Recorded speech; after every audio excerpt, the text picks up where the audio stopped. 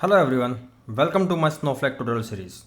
I'm Hardik Patel and in this video I will be introducing you to Snowflake, a cloud-based data platform.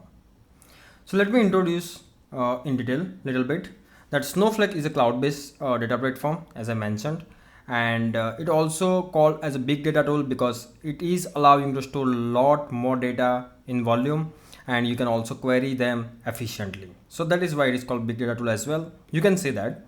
Then it also provides very unique architecture which helps in multiple ways. We will look into that in a couple of minutes. So let's quickly look at the history of Snowflake.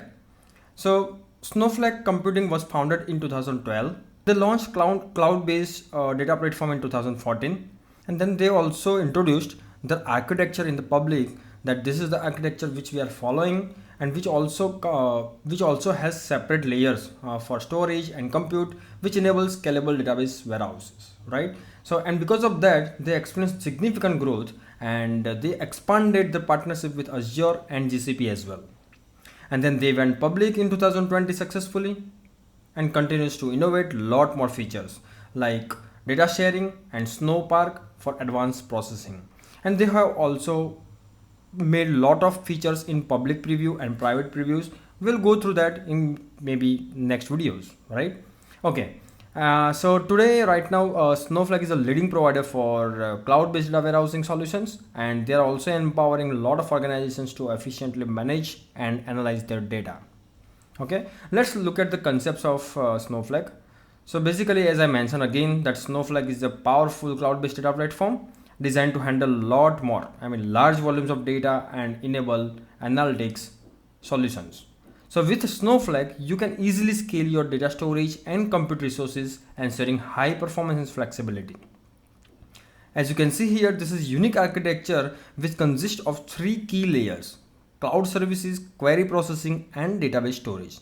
And due to separation of these three layers, it allows you to scale each independently based on your needs. So it basically provides instant elasticity. So whenever you scale anything, you will only pay for what you use. Okay, so suppose you have a lot of data and you do not need a lot of processing, right? And still you want to have the Snowflake as a solution. So definitely you have to pay more for only database storage but not for computing. So in some cases you might have a lot of processing. Suppose you are doing a lot of analytics in your whole project and you might have a little bit lesser data, or maybe not, that is increasing very frequently. Then you will be just paying for query processing. You will not be paying more for database storage. So that is how it is, right? And additionally, Snowflake also offers seamless integration with multiple cloud providers. As we mentioned, right, they expanded their partnership with this Azure and Google Cloud Platform. So they also provide these integrations with those multiple cloud providers like those two, and also AWS as well. And that will give you the flexibility to choose the best fit for your organization. Okay. Yeah, and let me introduce you these key features which they provide in this data cloud platform. So basically they provide security, governance, and data protection, in which basically you can secure your data using this roles and grants, everything. Then you can govern those data and also you can protect your data. And they also provide standard and extended SQL support. You can query anything in the Snowflake. Everything actually you can do everything through the query. Okay. Then they also provide multiple tools like SnowSQL. Then this is web interface, and there are multiple other interfaces which might be used to access the data platform. Then they also provide data sharing feature where you can share the data with different parties, right? And they also provide connectivities, like as I mentioned, tools and interfaces, right? So same way you can you can have multiple connectors like ODBC connector, JDBC connector, and lot more other connectors are provided by this Snowflake. Then replication and failover is mostly all the data platform needs that, because whenever you want to have some replication of any table, and then you can have the failover facility, right? Because we do not want to fail any point of time in the work platform. So, and they also provide data import and export, where you can import the data from different sources and then you can export to multiple destinations. So this is the key features. And now let's look at the I will go through the registration process. I will guide you through all the steps. So first you have to search Snowflake. So you will get this link in Google, that's Snowflake Data Cloud, and if you have link directly, that www.snowflake.com. So once you click on that, you will see this button on top, that start for free.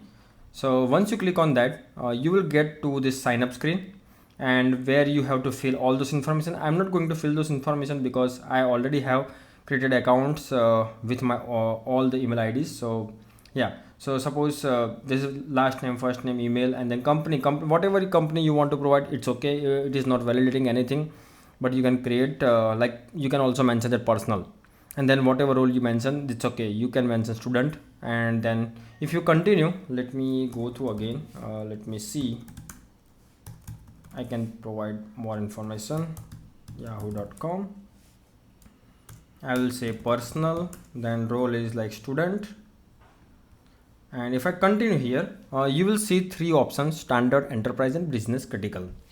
So as we are just learning, probably standard is also fine and enterprise is also fine. So why I will select enterprise? Because it provides additional features like standard plus 90-day time travel. So you can understand time travel functionality as well. Then it will provide multi-cluster warehouses. In standard, basically you will have single cluster warehouse, and they also provide materialized views. Probably you can select standard as well if you do not want to go in advance right now. So you can select standard, and then probably whenever you need it, you can switch to enterprise account also. Okay, so I should select enterprise, and whatever cloud provider you want to use, I will select AWS, and select this region. And in this region also, I think select that region in which your AWS account is created. So suppose your AWS account is using mostly Asia specific, then you should use Singapore. Same way, if you have US East, then Ohio, then you have to use East. Why I am saying this? Because whenever you are using any region in AWS and same region you will use in Snowflake, then data transfer will be faster and you will not have cost problems. So suppose the regions are different and they are far away from each other, then data transfer costing will be increased. Okay. So please make sure that you make regions as near as possible. So once you still select this and you click on get started, it will automatically sign up. So basically it will ask you for a couple of questions. Like if I get started, it will ask me why are you signing up for the trial. You can skip those questions, actually all those questions, and once you skip them, you will see this screen. You are now signed up, and for email for activation will be sent to the email ID, whichever email ID you have mentioned. And once you click on that activate button from that email ID, you will redirect it to one form in the Snowflake website, and that form will ask for username and two passwords, password and confirm passwords. Once you do that successfully, you will be logged in directly into the Snowflake account. Okay, so I'll open that already logged in account here.